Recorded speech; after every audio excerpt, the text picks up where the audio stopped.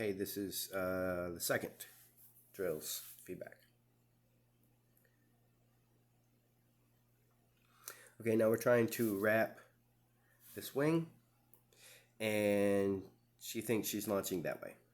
So you tried a couple times here, and I think that we need to work on our wraps. So I would maybe at least after the second attempt. I think that your handling is okay. It could be better. It could you could be a little sooner and then stop and really crouch down and get show a little more clearly that you want to wrap there, but it's not terrible at all.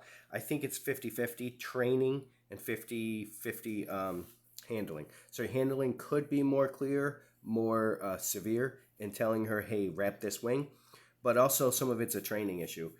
She just doesn't, she's not that, it doesn't look like you've done a lot of wrap training with her, or at least she's not doing right now. So that wasn't bad, and she does kind of pick up on the memo. She gets the memo that she's wrapping about halfway over the jump, and that's why that bar drops. See how she launches forward, but then her she tries adjusting in air, and her hind feet knock that bar. So I believe the answer is I would set her up right there, you right there, and back chain this, and just say dig, dig, dig, dig, dig, and then pay her where she's standing right now. So she just wraps around that tight wing. And I would say dig, dig, dig, dig, and wrap and pay her. Dig, dig, dig, dig, wrap and pay her. Then I would put her back here, and I would run up to it and say dig, dig, dig, dig, wrap and pay her. And maybe after 3 or 4 attempts at back chaining and working, just wrapping that wing, then I would go back and do the full drill there, okay? So she needs more wrap training.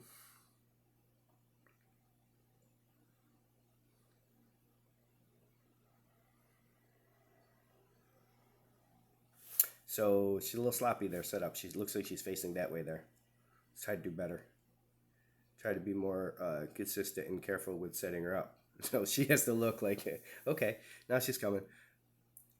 Okay, so your front cross footwork is all straight that way, and that's not where we want to be. Our front cross line is there. You're going almost 90 degrees to where it should be. So where you start your front cross is fine, but then you go this way, and you should be going this way. So what happens is your path goes like this, and then you have to come back here. Not very efficient. More importantly, it's lying to her because she thinks when she's taking that wingless jump that she's going this way. And she's right to think so. And instead, then she finishes the jump and then she has to go like that. Do this, right? So you kind of surprise her with that. Okay, so that's, you start this front cross pretty good. I mean, you're a little late because of that stuff. That puts you a little late to start this. And you start your footwork pretty good, but then you do this stuff. To your feet. That's not what we want to do. So what we want to do is 4 steps. So that's kind of your step 1. That's step 2. Step 3. But then you go step 4, 5, 6, 7, 8 actually finishes your front cross. 8 steps. We want it done in 4. So I would have liked to see, so this one is a good one to practice ahead of time, your footwork without Nova, someone either holding her or setting her up the side, and really walk this front cross first. It's not an easy one, but it should have been 4 steps to that wing and then 4 big steps downstream because we've got a long ways to go and we want to finish that. You should have finished in that spot. That would have been good, but in 4 steps rather than 8.